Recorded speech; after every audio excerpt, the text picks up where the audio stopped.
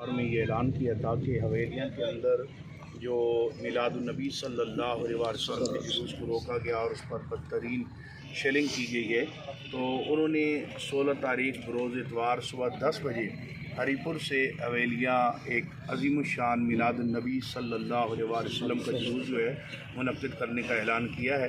اس کی تیاریاں جاری و ساری ہیں۔ آج PP19 میں اسی سلسلہ میں ایک بہت بڑی ہماری میٹنگ منعقد ہوئی ہے، تو انشاءاللہ کارکنان بڑے جذبے میں ہیں اور انتہائی اہتمام کے ساتھ اور پورے جوش اور جذبے کے ساتھ امیر محترم کی اس کال پر ہم لبیک کہیں گے، اور میلاد النبی صلی اللہ علیہ وسلم کا جلوس جو ہے شایان شان طریقے سے ہزارہ کی سرزمین پہ منعقد ہوگا۔ میں دور و نزدیک اور بالخصوص ہری پور، ٹیکسلا، حسن ابدال اور دیگر گرد و نواح کے جو شاقان مصطفیٰ ہیں ان سے اپیل کروں گا کہ خالصتاً حضور علیہ الصلوۃ والسلام کے میلاد کے اس جلوس میں شریک ہو کر حضور علیہ الصلوۃ والسلام کے ساتھ اپنی والہانہ عقیدت اور محبت کا اظہار کریں۔ اور جہاں تک رہی بات شیڈول کی، تو انشاءاللہ مرکز جیسے ہی ہمیں شیڈول دے گا امیر محترم GT روڈ سے کس طرح گزریں گے اور کہاں کہاں پہ رکیں گے اس کا اناؤنس کر دیا جائے گا، یا اگر وہ ڈائریکٹ ہی ہری پور پہنچتے ہیں تو اس کا بھی اناؤنس کر کے لوگوں کو بتا دیا جائے گا۔ فی الحال ہمارے پاس یہی پیغام ہے کہ اتوار والے دن صبح 10 بجے امیر محترم جو ہیں ان کی قیادت میں ہری پور سے عظیم الشان میلاد النبی صلی اللہ علیہ وسلم کا جلوس حویلیاں جا رہا ہے۔ میلاد النبی صلی اللہ علیہ وسلم کے حوالے سے یا جلوس کے حوالے سے جو شرانگیزی ہے، آپ سمجھتے ہیں اس میں کوئی بیرونی ہاتھ بھی ملوث ہیں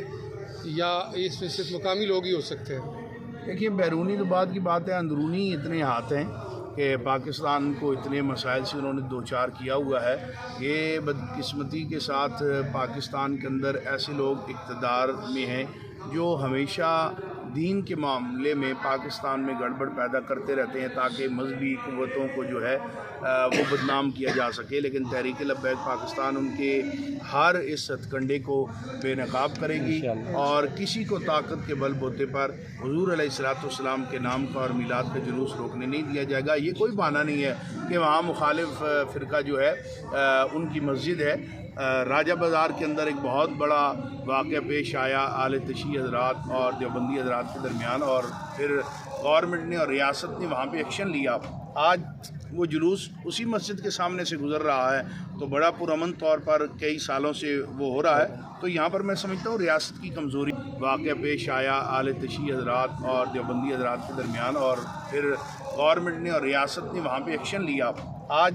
وہ جلوس اسی مسجد کے سامنے سے گزر رہا ہے، تو بڑا پرامن طور پر کئی سالوں سے وہ ہو رہا ہے، تو یہاں پر میں سمجھتا ہوں ریاست کی کمزوری ہے۔ ریاست نے کمزوری دکھائی ہے، ریاست اپنی پوری قوت دکھائے اور بالکل ان لوگوں کی سرپرستی چھوڑے جو اس طرح کی شرمگیزی کر رہے ہیں، تو میرا نہیں خیال کہ یہاں پر امن قائم نہ ہو سکے۔ امن انشاءاللہ قائم ہوگا، اور حضور کا میلاد تو ہے ہی جو ہے وہ امن کا گہوارہ ہے، اور انشاءاللہ حضور کے میلاد کی برکت سے پاکستان امن کا گہوارہ بنے گا۔ تحریک لبیک کے ساتھ جو انتظامیہ کا رویہ ہے، آپ اس سے مطمئن ہیں یا کیا ڈیمانڈ کرتے ہیں؟ دیکھیے، انتظامیہ نے تو ہمیشہ تحریک لبیک پاکستان کے ساتھ ستیری ماں کا کردار ادا کیا ہے،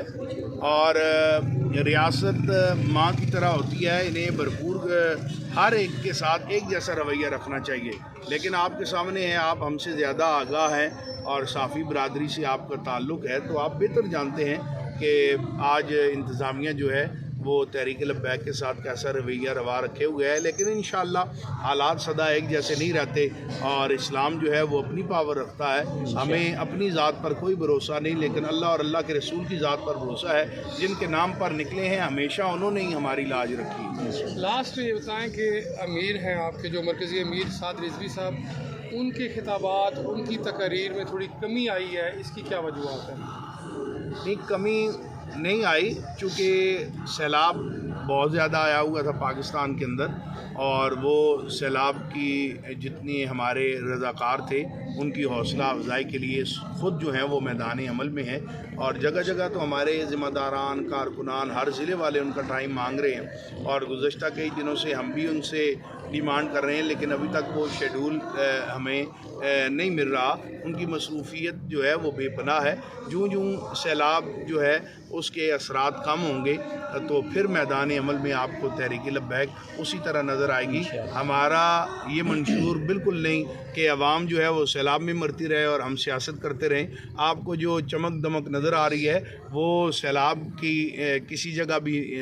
سیلاب زدگان کے پاس کسی جگہ بھی داد رسی کے لیے نہیں گئے، جبکہ امیر محترم رات دن جو ہے سیلاب زدگان کے پاس رہے ہیں، تو یہ بنیادی فرق ہے۔ لیکن بدقسمتی کے ساتھ ہماری جو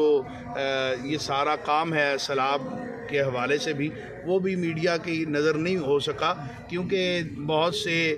پابندیاں ہیں میڈیا پر بھی، اور میڈیا کو دبایا جا رہا ہے کہ تحریک لبیک کو نہ دکھایا جائے، تو اس لیے وہ شاید آپ کو کچھ جلسوں میں کمی نظر آ رہی ہے۔ یہ سب صحیح کہہ رہے ہیں، میڈیا پر بھی یہ دباؤ ہے اور میڈیا بھی آپ کو اس طریقے سے نہیں دکھاتا جس طرح دکھانا چاہیے، لیکن کسی لحاظ سے آپ پر قیادت پر زبان بندی کے لیے کسی قسم کا داخلی خارجی دباؤ تو نہیں ہے؟ یہ زبان بندی تو یہ ہمارے مختلف ذمہ داران کی، محرم الحرام کا مہینہ آتا ہے تو اس میں امیر محترم کا بھی نام کئی جگہوں پہ یہ دے دیتے ہیں، یہ فلاں ضلع میں نہیں جا سکتے، آپ فلاں جگہ خطاب نہیں کر سکتے، لیکن تحریک لبیک نے کبھی ان چیزوں کی پرواہ نہیں کی۔ جب کبھی ہوا ہے تو ڈنکے کی چوٹ پہ امیر محترم نے اپنا خطاب کیا۔ Thank you. بہت شکریہ۔